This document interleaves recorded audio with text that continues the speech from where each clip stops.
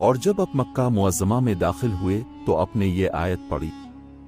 ترجمہ: اور جب مدینے کی طرف متوجہ ہوئے کہا، اللہ ہی میرا رب مجھے سیدھی راہ پر چلائے گا۔ جب اب مکہ معظمہ پہنچے اس وقت میں حضرت عبداللہ بن زبر مکہ میں اپنے کئی حامیوں کو تیار کر چکے تھے۔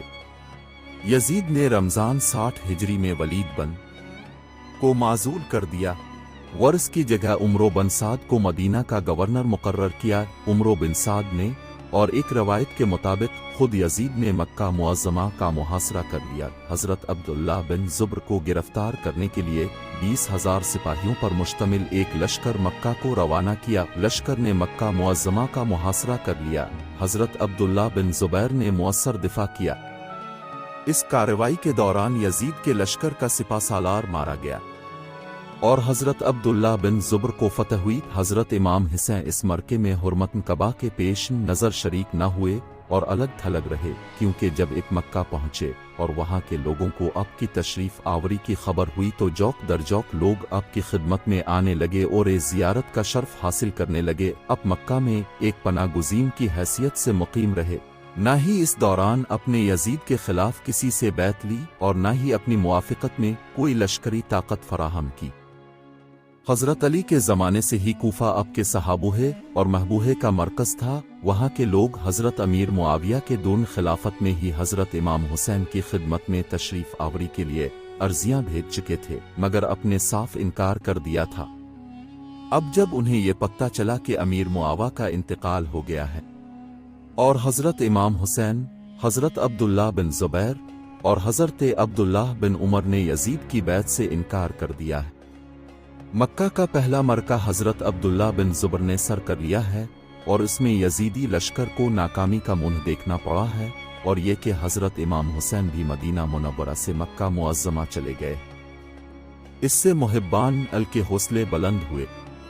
انہوں نے ایک شخص سلمان بن سرد الخزومی کو اپنا لیڈر تسلیم کیا اور اس کے گھر ایک مجلس مشاورت طلب کی۔ تمام صحابہ سلمان بن سرد کے گھر جمع ہوئی اور امیر معاویہ کے مرنے کا ذکر کر کے سب نے اللہ کا شکر ادا کیا۔ پھر سلمان بن سرد نے سب سے کہا کہ معاویہ ہلاک ہو گیا ہے اور امام حسین نے یزید کی بیعت سے انکار کر دیا ہے اور مکہ چلے گئے ہیں۔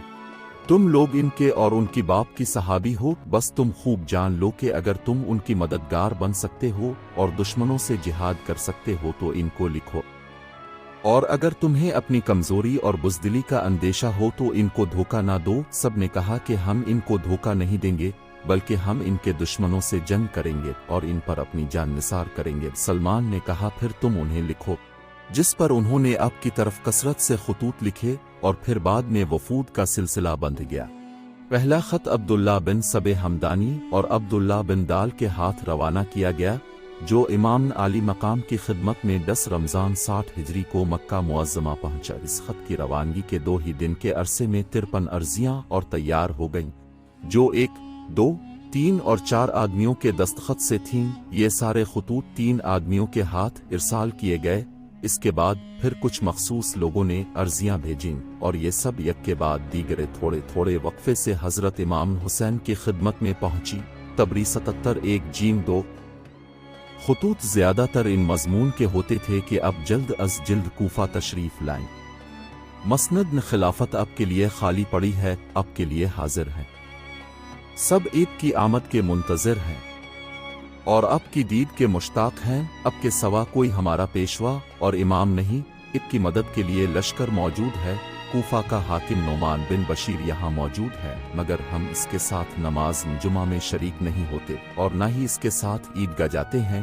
جب ہمیں معلوم ہو جائے گا کہ اب تشریف لا رہے ہیں تو ہم اس کو یہاں سے نکال کر ملک شام جانے پر مجبور کر دیں گے۔